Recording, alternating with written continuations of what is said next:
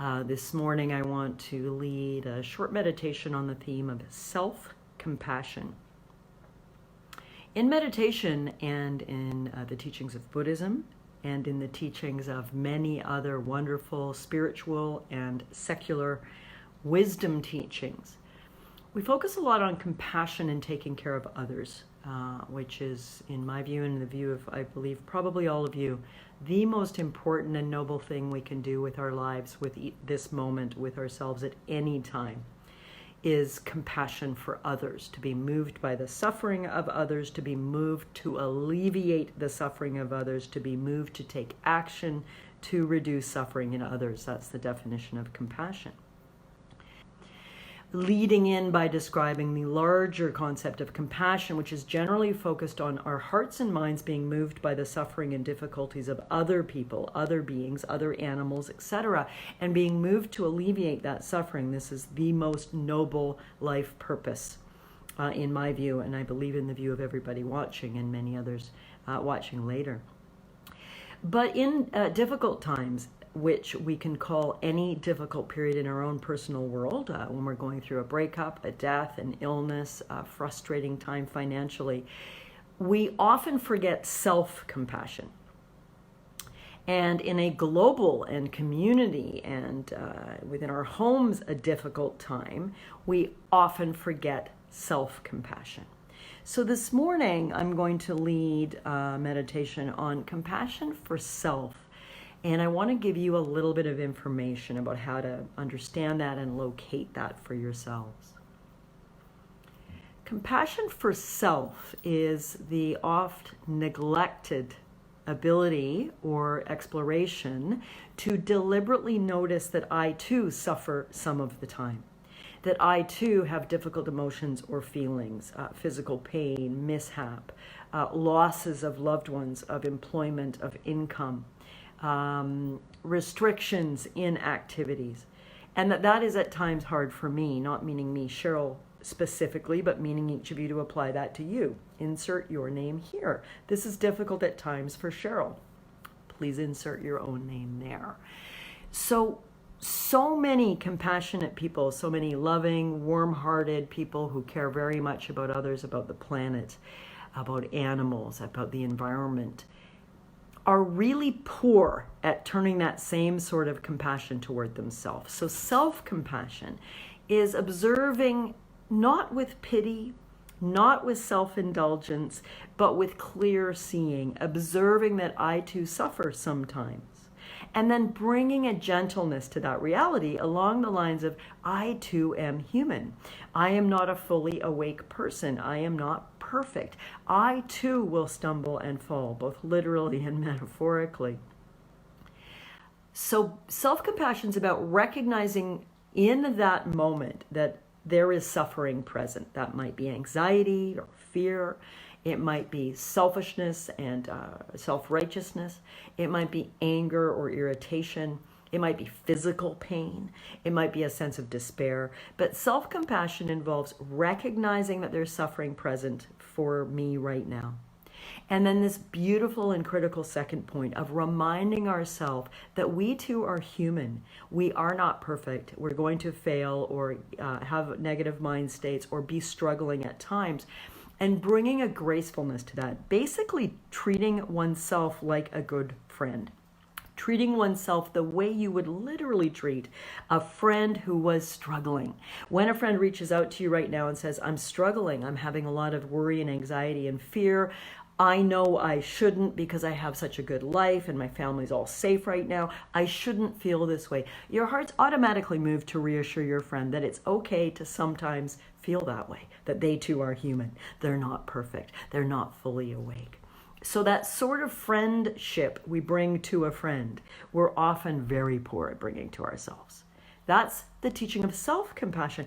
Can I say to Cheryl, if Cheryl's struggling, what I would say to a friend or any of you, I would say, you are human. Sometimes we fall down. Be kind to yourself. Understand you can get up and begin again. So self-compassion is bringing that same kind of guidance to ourselves. So recognizing that in this moment I am suffering, bringing non-judgmental awareness to the fact that suffering is present, and a gentle friendliness to this too shall pass. I am human. Sometimes these states arise. This is the practice of self-compassion. So we will now begin a short practice together on self-compassion.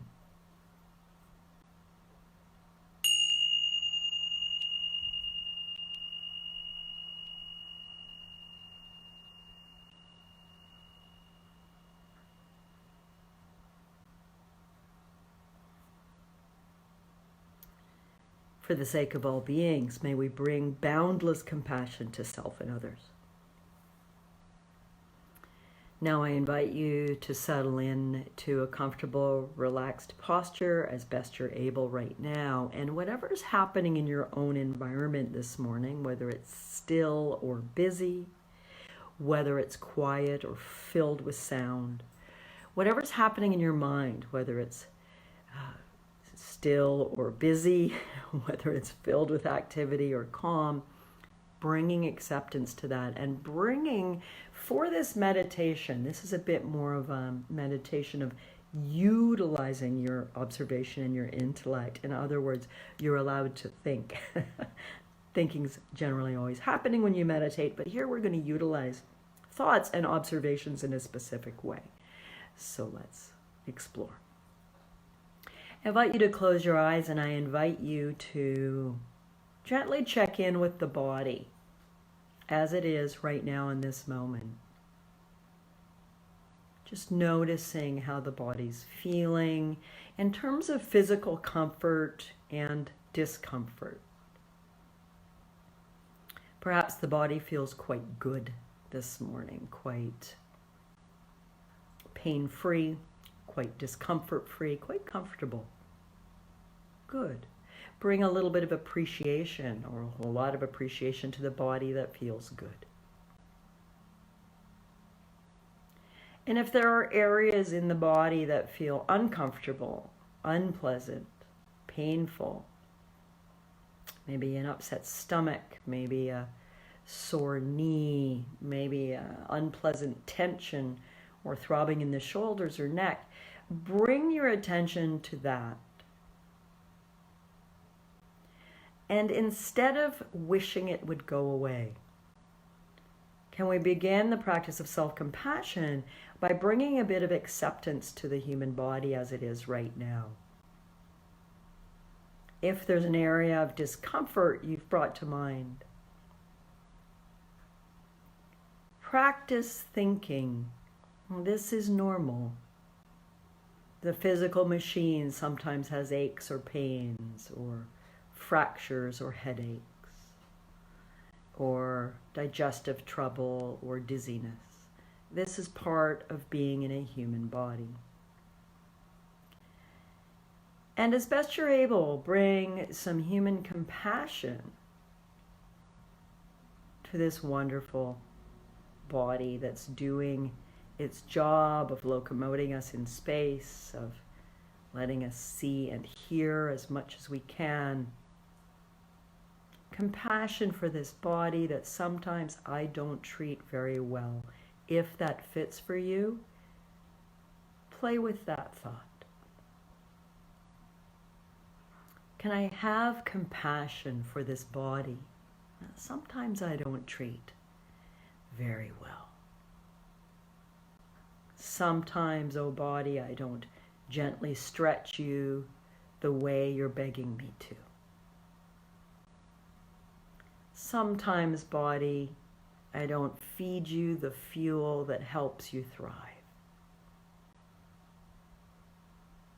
Sometimes, body, I don't take you on the safe physical distancing walks that would support you.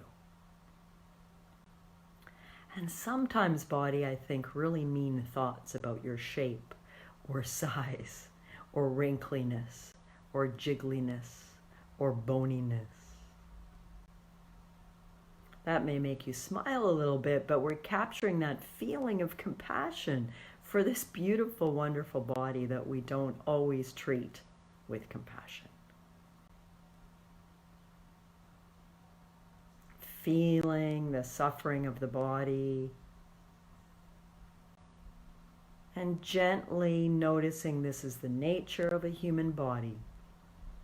Sometimes it hurts or is ill. And instead of anger or rejection, just bringing some gentle compassion. I see you, body. I hold you, body. Thank you, body.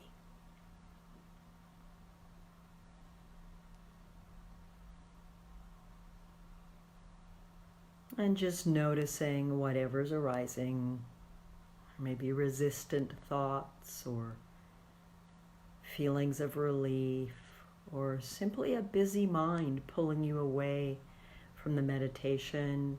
Bring compassion to whatever the direct experience is right now.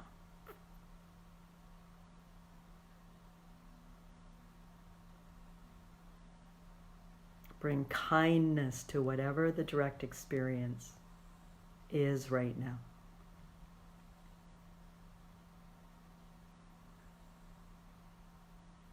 Instead of judgment, instead of rejection, instead of clinging to wanting it to be different, bring a compassionate acceptance to whatever suffering the body has.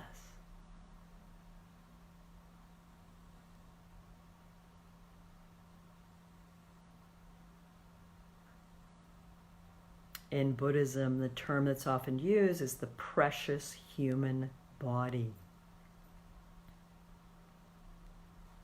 Oh, how unkind we are often about this precious human body. That's a bit like judging a kitten harshly because its whiskers you think are too short or too long. I doubt you'd do that. Think of a kitten and notice the instant compassionate sweetness, even if you're allergic for cats. When you think of a kitten or a puppy, probably your heart feels soft. And if that puppy was homely or that kitten was homely, you wouldn't judge it harshly the way you do this beautiful, maybe homely, in some views, beautiful, perfect kitten puppy body. Compassion for the direct experience of being in the body.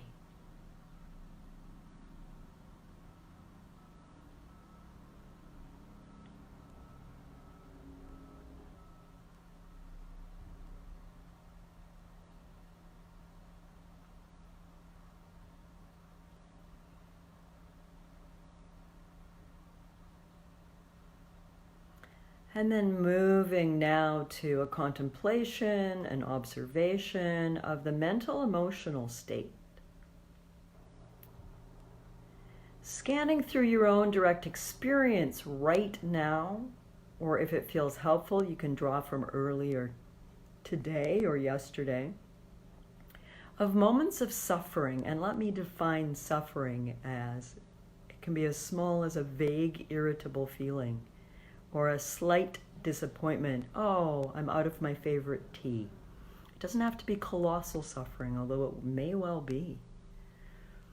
But bringing to mind either a direct experience of something unpleasant that feels hurtful, that feels difficult in your own direct experience of your mind, your thoughts, your emotions, maybe anxiety about the uncertainty of your financial future. I know many of you watching, your businesses are closed down, your yoga studios, your hair salons, your dental offices, your daycare centers are shut.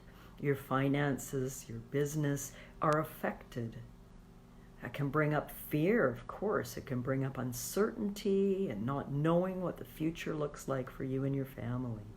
Maybe that's an area of suffering right now.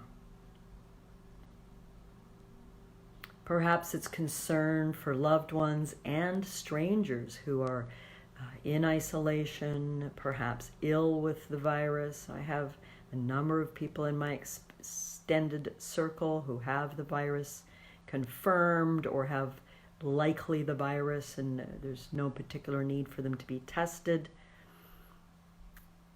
I have my best friend's niece is an ICU PhD nurse in New Jersey. Maybe these are bringing up for you, I'm sure they are, anxieties, worries about people you love, about strangers. But I want you here to focus on your experience of suffering, not in this particular healing meditation this morning. We're not practicing overtly compassion for others. That's our general practice. I want you bringing, and this is hard for a lot of you, it can even feel selfish, which is a misunderstanding of compassion, to place compassion on self, but your worry about people you love, your worry about people you have in your family and friends in the healthcare professions, your worry. I want you to bring compassion to your own worry.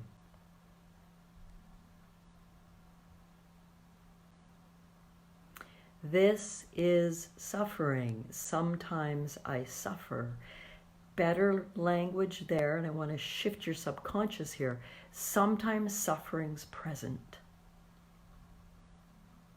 This is suffering right now. This worry, this fear, this sadness. How many people have you spoken to the way I have this week in my friendship circle, my family circle, my student and client and patient circles, who've had, many people have used this word, a meltdown, meaning they've cried and cried for their own worries and fear, for the worries and fear of the world. Perhaps it's despair, sadness, loneliness is the suffering you want to bring to mind that you felt today or yesterday or right now. And I want you to bring compassion as much as you're able to. This is suffering. This sadness is difficult. This loneliness is painful. I too am human. I too suffer sometimes. Accept it with gentle love, the way you would support a dear friend. Accept your direct experience with as much kindness and non-judgment, instead of thinking, oh, Cheryl, get it together. Or for goodness sakes, you've got a great life, stop being a worrywart. Or get over yourself, the sort of unkindnesses. You kick the kitten. Don't do that. For this practice, simply witness the suffering that's present or was present with gentleness. This is part of being in a human existence. This grief, this anxiety, this worry, this loneliness in this moment or this morning or yesterday is not welcome, but it's part of reality. Instead of denying it or shoving it away, remind yourself, I am human. Sometimes being in a human life is difficult. I bring compassion to my suffering. I hold this suffering gently. I too am human. It's okay. This too will pass. It's okay. This too will pass.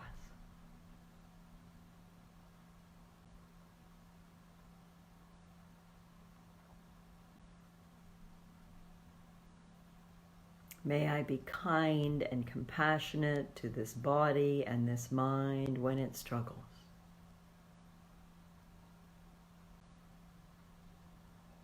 May I accept the truth of this present moment being difficult without shoving it away or eating a pint of Haagen-Dazs and pitying myself.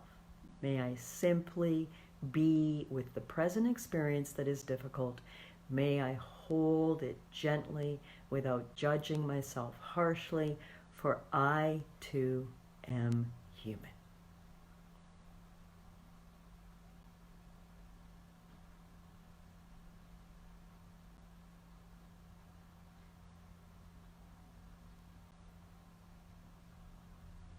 If you are tired, if you are caring for your families, your finances, working remotely, on the front lines, supporting students, friends, clients remotely online, if you're feeling what is called sometimes now in the health professions, compassion fatigue.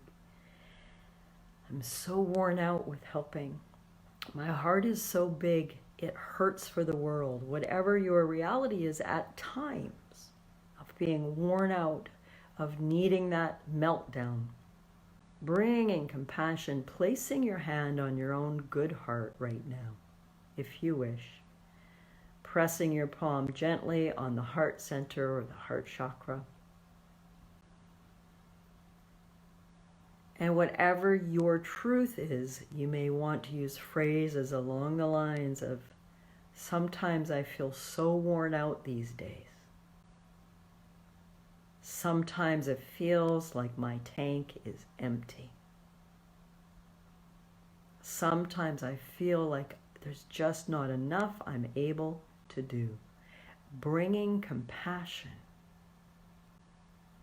I too am human.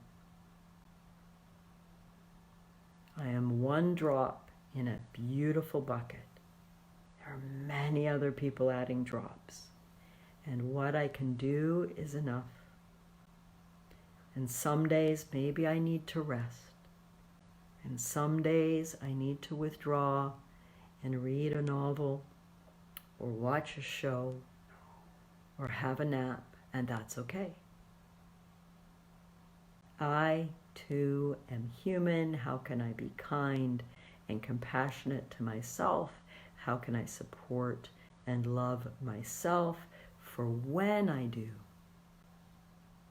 seemingly miraculously, gas appears in my tank and I'm able to serve even more.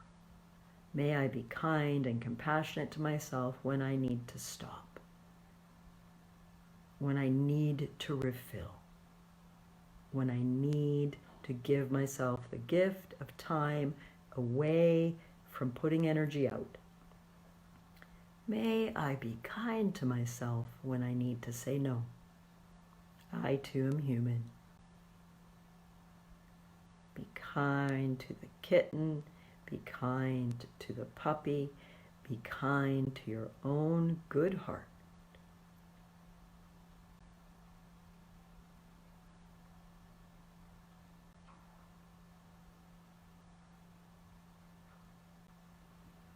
It's okay that sometimes things are difficult. If we were a fully awake person, maybe we would never experience worry or grief or irritability or selfishness. But we're not entirely there yet.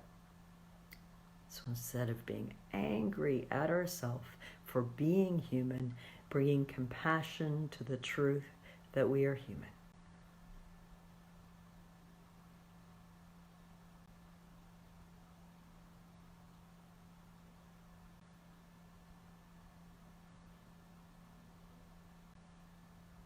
This too shall pass. It's going to be okay. I am enough. This is enough.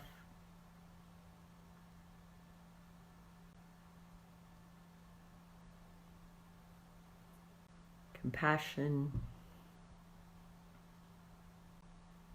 acceptance. Stop holding myself to an impossible standard that I would never impose on my friends.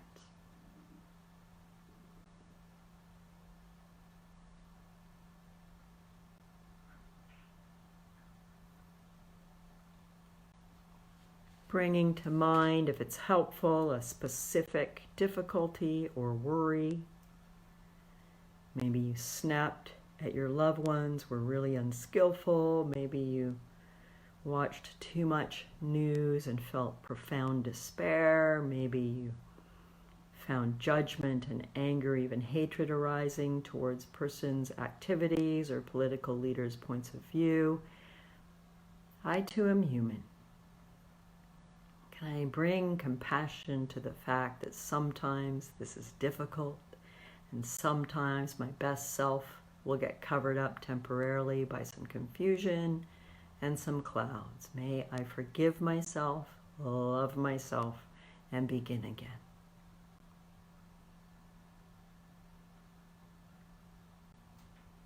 May I accept progress, not perfection. As I progress to be a kinder, more compassionate, more calm, more wise being. I'm going to stumble. I'm going to fall. That's being human. Can I be kind to myself? Love myself? Forgive myself? And begin again.